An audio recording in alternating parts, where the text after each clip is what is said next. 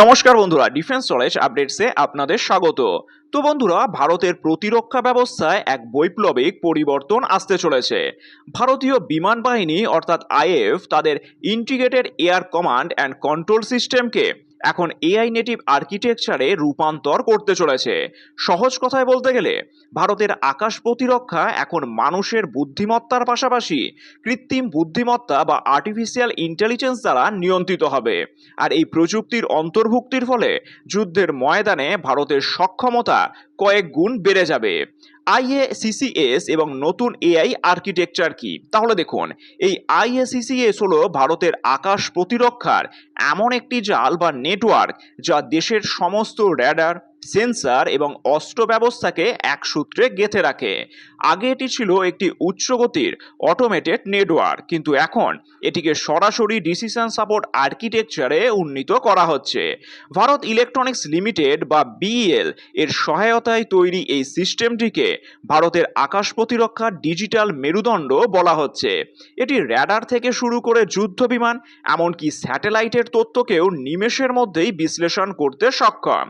শত্রু দেশের কোনো ড্রোন বা মিসাইল শনাক্ত হওয়ার পর সেটি ধ্বংস করার সময় অবধিকে বলা হয় সেন্সর টু শুটার টাইমলাইন।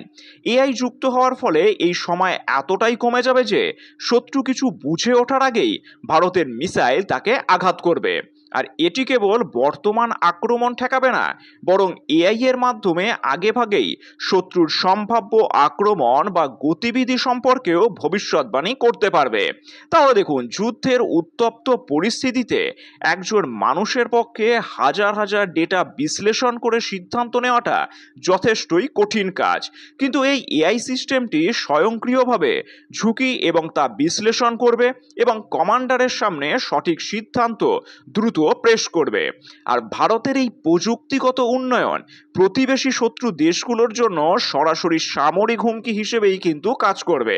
তাহলে দেখুন, শত্রু দেশ যদি হঠাৎ করে ড্রোন বা ছোট মিসাইল দিয়ে আক্রমণ করার পরিকল্পনা করে, তবে এই এআই সিস্টেম সেটি দ্রুত শনাক্ত করে ফেলবে, ফলে শত্রু দেশের সারপ্রাইজ এলিমেন্ট হারিয়ে যাবে।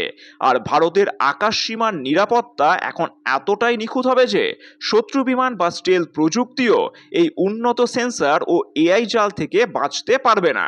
কোনো দেশ যদি জানে যে তাদের আক্রমণ করার কয়েক সেকেন্ডের মধ্যেই ভারত স্বয়ংক্রিয়ভাবে পাল্টা জবাব দিতে সক্ষম, তবে তারা আক্রমণ করার সাহস কম দেখাবে। এটি এক ধরনের প্রযুক্তিগত অবরোধ তৈরি করবে। আর এই ডিজিটাল স্পাইন বা ডিজিটাল মেরুদণ্ড তৈরির মাধ্যমে ভারত প্রমাণ করলো যে তারা আধুনিক যুদ্ধের জন্য সম্পূর্ণ প্রস্তুত।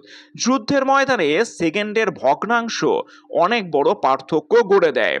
এই আসার ফলে ভারতীয় বিমান বাহিনী কেবল রক্ষক নয়, বরং বিশ্বের অন্যতম স্মার্ট সামরিক বাহিনীতে পরিণত হচ্ছে।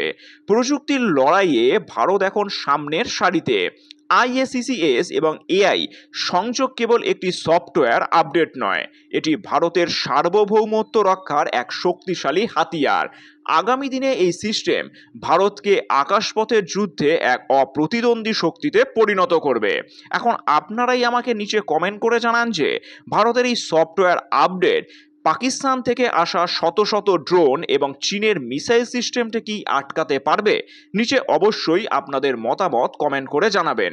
আর চ্যানেলটি ভালো লাগলে অবশ্যই লাইক, শেয়ার ও সাবস্ক্রাইব করে দেবেন। ধন্যবাদ।